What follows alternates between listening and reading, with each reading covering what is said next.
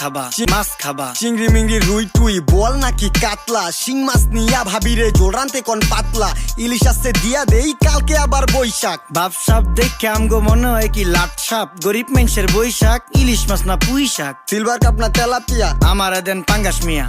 এই মাছ ধরতেও ঘিন লাগে হাত দিয়া। দেখছেন কি কয়, হের লাগে গিনা, বাজারের সব জিনিসই স্বর্ণের দামে কিনা।